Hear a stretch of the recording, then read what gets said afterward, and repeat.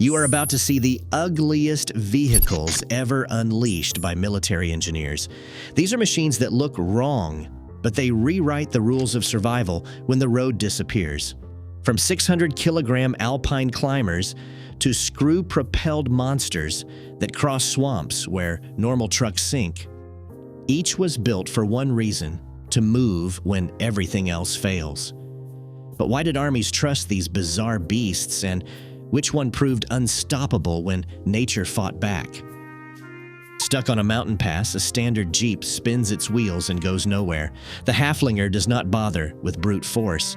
This tiny Austrian 4x4, tipping the scales at just 600 kilograms, was built for one reason: to climb where nothing else could. Every design choice is a lesson in minimalism. The frame is a single central tube, not a heavy ladder chassis. Portal axles lift the belly off rocks without adding bulk. The engine, a 643 cubic centimeters air-cooled boxer, sits under the seats, pushing out just enough power to keep things moving, never wasting a gram. A museum restorer in Vienna stands next to the Haflinger, barely taller than the roof. This is not a toy, it is a tool. The Haflinger's independent suspension gives each wheel 10 inches of travel, letting it dance over loose stones and ruts. On a tight switchback where bigger trucks have to reverse, the Haflinger simply crawls upward, hugging the trail. With a curb weight lighter than most modern sedans and a footprint spread across 4 low-pressure tires, it presses down on the earth with less force than a human step. That is the secret. Low pressure wins. It means no rutting, no sinking, just steady progress up grades that would swallow heavier machines. The Austrian army used it for decades, hauling half a ton of gear over slopes that would stop anything else. Simple, tough, and stubbornly effective, the Haflinger proves that when the mountain says no, sometimes you just need to weigh less. Germany's engineers looked at mud and forests and decided that 2 wheels weren't enough, but 4 was too boring. Enter the Kettenkrad, part motorcycle, part half-track, and all stubborn. Up front, a single steerable wheel gives the driver precision, handlebars like a bike, but with the muscle of tank tracks behind. Those rear tracks do the real work, biting into soft ground and dragging 450 kilograms of tow load through ruts that would swallow a regular bike whole. Archival footage from the Bundesarchiv shows a test driver gripping the bars, helmet low, as the Kettenkrad noses into a muddy forest trail. Where horses floundered and trucks bogged down, this hybrid just keeps crawling. The secret isn't speed, it's traction. The tracks spread the machine's weight, refusing to sink, while the front wheel keeps steering sharp even in thick muck. Skid steering lets it pivot nearly on the spot, something no normal motorcycle could dream of. The design looks absurd, but it is brutally effective. During World War II, Kettenkrads hauled artillery, carried wounded, and even laid communication cables across ground that defeated every other vehicle. The hybrid formula, wheel for control and tracks for grip, solved a problem that horsepower alone couldn't touch. Traction beats horsepower. Mud, snow, sand, the Kettenkrad just shrugs and keeps moving, leaving stuck jeeps and broken wagons far behind. A muddy trench swallows the front axle of a standard truck. The Gamma Goat does not even slow down. Designed in the 1960s for the United States Army, this 6-wheel mutant bends in the middle, its 2 halves joined by a massive 38-degree hinge. Where a rigid frame twists itself helpless, the Goat's articulation lets all 6 wheels stay pressed to the ground, even as one end drops into a ditch and the other climbs a boulder. Cold region engineers put the Goat through its paces on frozen swamps and deep ruts, watching it crawl where every other vehicle stalled out. The secret is not fancy suspension. It is the way the whole frame pivots, flexing like a spine. That keeps the tires biting into mud and snow, never hanging in the air. 6-wheel drive pushes power to every corner, but without all 6 wheels planted, it is useless. Articulation makes sure the Goat never loses contact, no matter how ugly the terrain gets. Inside the cab, a test engineer grins as the goat slithers over a log pile that left a deuce-and-a-half truck beached and spinning. The dashboard shakes, mud spatters the windshield, but the goat just keeps moving. It is not fast, and it is not pretty, but it gets the job done when the ground turns against you. Articulation beats suspension. That is the lesson the Gamma goat rode in mud and snow, one rut at a time. A frozen bog in northern Canada does not care how many wheels you have. This is where the bombardier muskeg makes its name. Instead of fighting the swamp, it spreads out and floats. The secret is not brute strength or fancy suspension. It is contact area. Each muskeg rides on a pair of wide, low-pressure tracks wrapped in vinyl pads. Unlike steel, these pads flex and grip, gliding over peat and marsh where heavier machines dig their own graves. On a typical morning, a Canadian operator checks the tension on the tracks, boots crunching on frost. The muskeg fires up, engine coughing in the cold, and rolls out across a sea of half-frozen mud that would swallow a pickup in seconds. The vinyl pads splay out under the load, pressing down with less force than a person's footstep.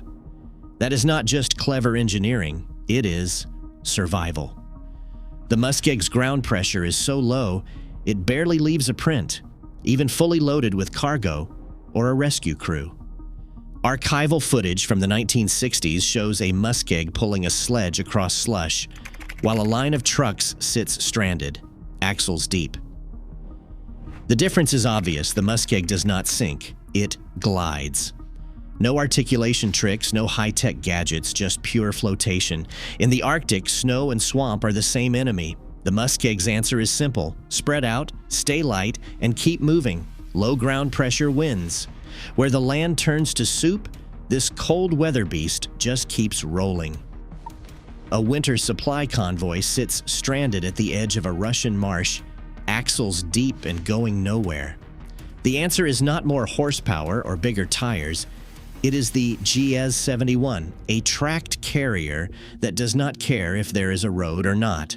Soviet engineers built this machine for one job: haul people and gear through mud, snow, and water, then fix it with a wrench and a hammer when things go wrong. The GAZ-71 runs on a truck engine, just 70 horsepower from an inline six, borrowed straight out of the GAZ-51. Nothing fancy, just reliable. Its tracks are 350 millimeters wide, laying down a footprint big enough to float across bogs where trucks vanish. Ground pressure drops to a fraction of what a loaded Jeep would press into the earth.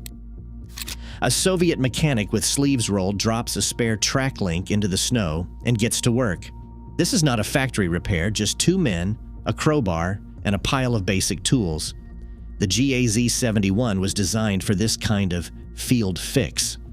80% of its parts match GAZ trucks, and the manual spells out repairs in plain language. Throw a track in a blizzard, pin it back together in under an hour, lose a sprocket in the swamp, swap it out with a truck part, and keep rolling. Simple beats fragile.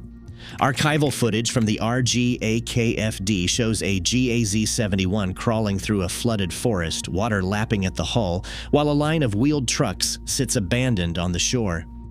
No electronics to short out, no hydraulics to freeze, just mechanical linkages and brute simplicity. Low ground pressure wins.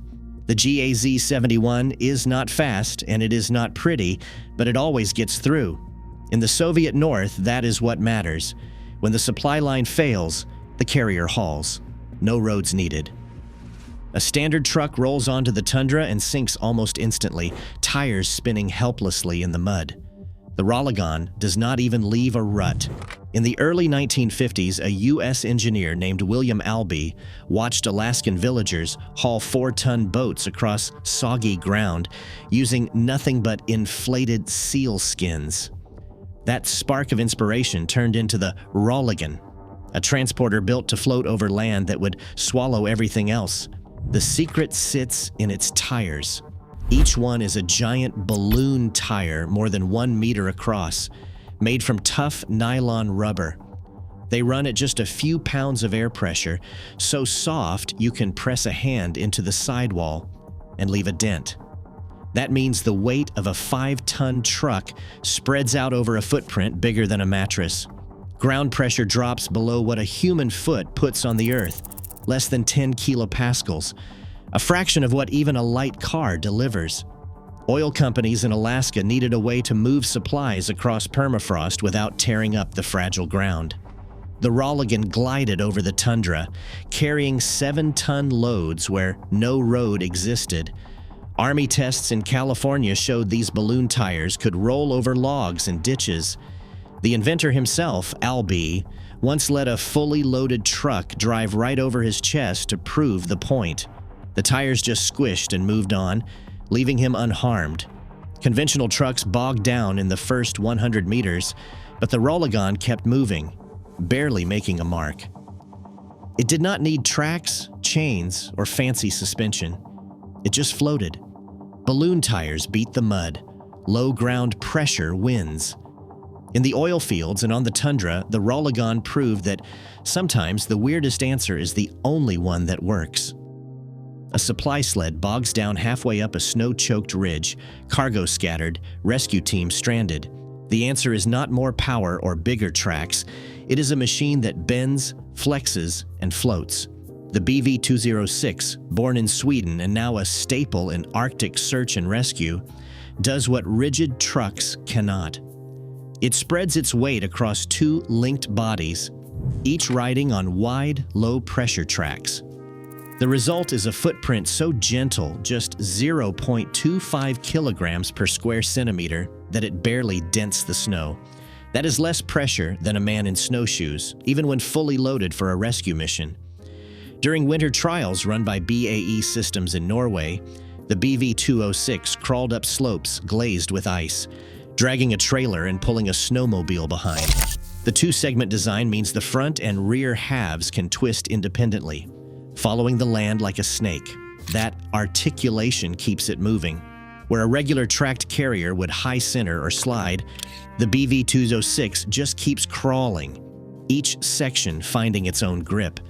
The 2,100 Newton meters of torque do not go to waste. Every bit is used to keep the treads moving, never spinning aimlessly. In Alaska, a search and rescue driver loads gear into the back, checks the track tension, and heads out onto a frozen river. Even with a full team and a medical kit, the BV-206 glides over slush that would swallow a snowcat. When supplies have to get through, when people are counting on it, low pressure wins. That is why this oddball, 2-part crawler is still the machine of choice for the world's toughest rescue teams. Unstoppable is not just a claim, it is a job requirement. Some ideas are so bad you wonder how they made it past the drawing board. Enter the military 3-wheeler, a machine that answers a question nobody asked. In the late 1960s, British engineers tried to save money and weight by grafting a motorcycle front end onto a cargo platform. The result was a vehicle with all the stability of a bar stool on a trampoline. A trial film from the Imperial War Museum labeled MI 1968-4 captures the moment of truth. A test technician, helmet on, lines up for a gentle slalom. On the first turn, the vehicle wobbles. On the second, it tips. By the third, it is on its side, wheels spinning in the air. The technician climbing out with a look that says, "Never." The problem is obvious. With a narrow track and a high center of gravity, the 3-wheeler cannot corner, cannot brake hard, and cannot handle a slope without threatening to roll. The math is simple. 3 points of contact just do not cut it when you are hauling gear across rough ground. Every bump is a coin toss, upright or upside down. Engineers tried adding stabilizers, wider tires, even sandbags for ballast. Nothing worked. The fundamental flaw was baked in. 4 wheels spread the load and keep things planted. 3 wheels is a recipe for legendary fail. The lesson is as basic as it gets. Simple beats fragile. When your vehicle spends more time on its side than on the trail, it is time to go back to the drawing board. A frozen swamp, the kind that eats trucks whole, is no match for the ZIL 2906. Where wheels and tracks spin and sink, this machine does something that looks impossible. It glides. Twin screws, each 1.5 meters across, churn through slush, ice, and mud like they are water. The ZIL 2906 was born in the Soviet 1970s, built by the Zavod Imeni Likhachova Design Bureau for one job, reaching places even tracked carriers could not touch. The screws do not just crawl, they devour terrain, pulling the whole 2.8-ton body forward, no matter how deep the muck or how soft the ice.